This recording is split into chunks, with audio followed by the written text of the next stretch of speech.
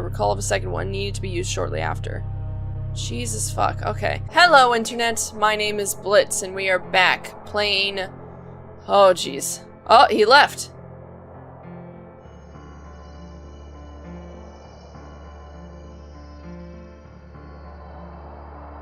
Oh, okay. We're back playing Damascus Current. Again, I have no idea if I'm saying that right. It's hot, take it before I change my mind. Maybe I will just let him, have that for a while.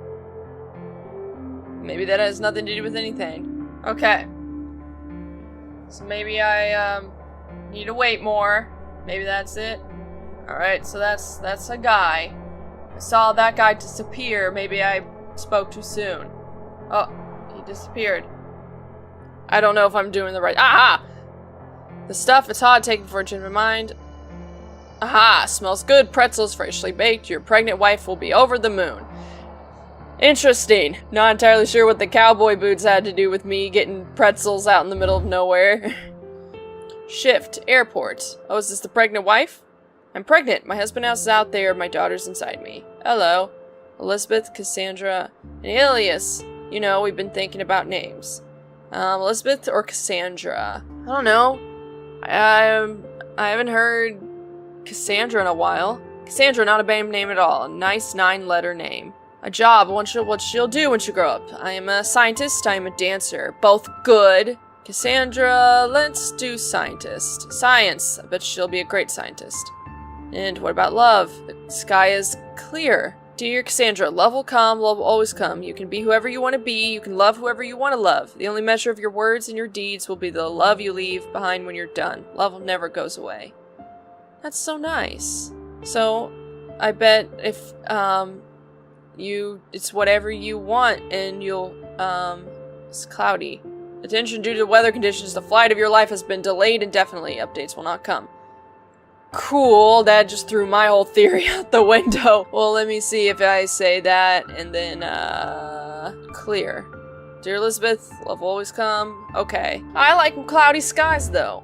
There was a thunderstorm, and it was great. I love that shit. Okay, passage. Hello.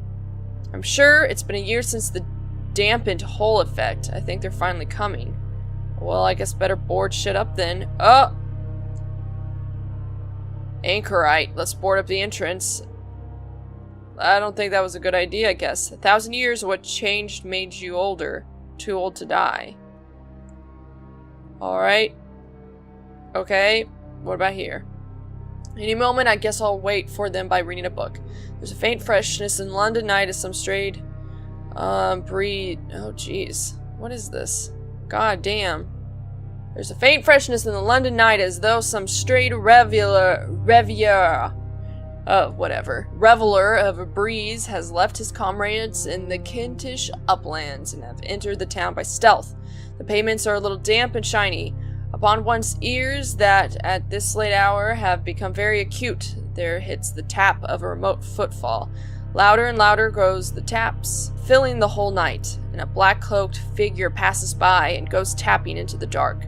One who has danced goes homewards. Somewhere a ball has closed its doors and ended. Its yellow lights are out, its musicians are silent, its dancers have all gone into night air, and time has said of it, let it be past and over, and among other things that I have put away. Shadows begin to detach themselves from the great gathering places. No less silently than those shadows that are thin and dead move homewards the stealthy cats. Thus, we even in London are faint forebodings of the dawn's approach, which the birds and beasts and the stars are crying aloud in the untrammeled fields. At what moment I know not, I perceive that the night itself is irrecoverably overthrown. It is suddenly revealed to me by the weary pallor of the street lamps that the streets are silent and nocturnal, still, not because there is any strength in the night, but because men have not yet arisen from sleep to defy him. So have I seen dejected and untidy guards, still bearing antique muskets and palatal gateways, although the realms of the monarch that they guard have shrunk to a single province which no enemy yet has troubled to overrun. And it is now manifest from the aspects of the street lamps, those abashed dependents of night, that already English mountains' peaks have seen the dawn, that the cliffs of Dover are staining white to the morning, that the sea mist has lifted and is pouring inland.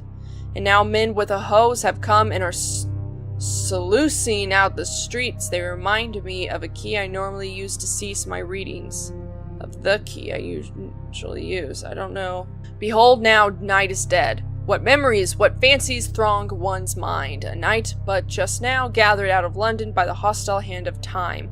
A million common artificial things all cloaked for a while in mystery, like beggars robed in purple and seated on dreaded thrones. 4 million people asleep, dreaming perhaps. What worlds have they gone into? Whom have they met?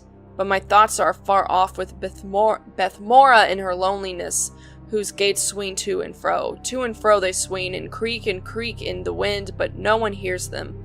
They are of green copper, very lovely, but no one sees them now. The desert wind pours sand into their hinges. No watchman comes to ease them.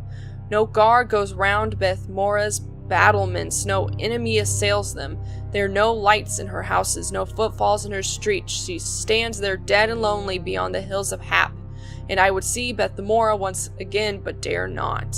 It is many a year, as they tell me, since Bethmora became desolate. Her desolation is spoken of in taverns where sailors meet, and certain travelers have told me of it. I have hoped to see Bethmora once again. It is many a year ago, they say, when the vintage was last gathered in from the vineyards, that I knew where it is all desert now. Was a radiant day, and the people of the city were dancing by the vineyards, while here and there one played upon the Kellipack. The purple flowering shrubs were all in bloom, and the snow shone upon the hills of Hap. The key comes back into my mind stronger than before. I try to envision its shape, but only a fleeting image, like a broken circle, has my attention. Outside the copper gates, they crushed the grapes in vat to make the syrubub. It had been a goodly vintage. In little gardens at the desert's edge, men beat the tambang and the titibuk and blew meadowously the zutabar. All there was mirth and song and dance because the vintage had been gathered in, and there would be ample syrubub for winter months, and much left over to exchange for turquoise and emeralds with the merchants who come down from Oxahan. Uxan, I have no idea. Thus they rejoiced all day over their vintage on the narrow strip of cultivated ground that lay between Bethmora and the desert, which meets the sky to the south. And when the heat of the day began to abate, the sun drew near to the snows on the hills of Hap. The note of the zutabar still rose clear from the gardens, and the brilliant dresses of the dancers still wound among the flowers. All that day 3 men on mules had been noticed crossing the face of the hills of Hap. Backwards and forwards they moved as the track wound lower and lower, 3 little specks of black against the snow. They were seen first in the very early morning up near the shoulder of Pjol Jagannath, and seemed to be coming out of Utarvini. All day they came, and in the evening, just before the lights came out and colors changed, they appeared before Bethmora's copper's gates. They carried staves, such as messengers bear in those lands, and seemingly somberly clad when the dancers all came round them with their green and lilac dresses. Those Europeans who were present and heard the message given were ignorant of the language and only caught the name of Utnarvini, but it was brief and pressed rapidly from mouth to mouth. Almost at once the people burnt their vineyards and began to flee away from Bethmora, going for the most part northwards, although some went to the east. They ran down out of their fair white horses and streamed through the copper gate. The throbbing of the tambane and the titibuk suddenly ceased with the note of the zutabar, and the clinking Kalipak stopped a moment after. The 3 stranger travelers went back the way they came the instant their message was given. It was the hour when a light would have appeared in some high tower, and window after window would have poured in its dusk its lying, frightening light, and the copper gates would have been fastened up. But no lights came out in windows there that night, and have not ever since, and these copper gates were left wide and have never shut. The sound arose from the red fire crackling in the vineyards, and the pattering of feet fleeing softly. There were no cries, no other sound at all, only the rapid and determined flight, as they fled as swiftly and quietly as a herd of wild cattle flee when they suddenly see a man. It was as though something had befallen which had been feared for generations, which could only be escaped by instant flight, which left no time for indecision. And then fear took the Europeans also, and they too fled, and what the message was I have never heard. Many believe it was a message from Thumba Malene, the mysterious emperor of those lands, who was never seen by man, advising that Bethmora should be left desolate. Others say that the message was one of warning from the gods, whether from friendly gods or from adverse ones they know not. And others hold that the plague was ravaging a line of cities over in Utnar-Vini, following the southwest wind, which for many weeks had been blowing across them towards Bethmora. Alas, only now do I realize that one key is not enough. I recall of a second one needed to be used shortly after. Jesus fuck, okay. Some says that the terrible Nusar sickness was upon the three travelers, and that their very mules were dripping with it, and suppose that they were driven to the city by hunger, but suggest no better reason for so terrible a crime. But most believe that it was a message from the desert himself, who owns all the earth to the southwards, spoken with his particular cry to those three who knew his voice, men who had been out on the sand wastes without tents by night, who had been by day without water, men who had been out there where the desert mutters and have grown to know his needs and his malevolence. They said that the desert had a need for Bethmora, that he wished to come into her lovely streets and descend into her temples and her houses his storm winds draped with sand, for he hates the sound and the sight of men in his old evil heart. He would love to have Bethmora silent and undisturbed, save for the weird love he whispers at her gates. I see the second key in a puddle while looking down at my feet, but its shape is strange, oddly rotated of about 90 degrees, anti-clockwise from the position I remember. If I knew what the message was that the three men brought on mules and told in the copper gate, I think that I should go and see Bethmora once again, for great longing comes on me here in London, to see once more that white beautiful city, and yet I dare not, for I know not the danger I should have faced, whether I should risk the fury of unknown, dreadful gods, or some disease, unspeakable and slow, or the desert's curse, or torture in some little private room of the Emperor Thumbar Maline, or something the traveler's not told, perhaps something more fearful still. Did I just read this for no reason? I'm stuck. Alright. That is all the time we have for this episode. Thank you so much for watching. Game links in the description below if you can solve this game and these puzzles and these choices better than I can. Feel free to do so yourself. And once again, thank you so much for watching, and until next time, bye internet.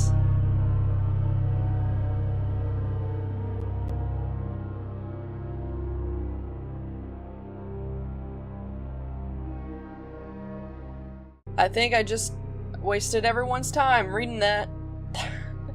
I could have said read it by yourself, but nope.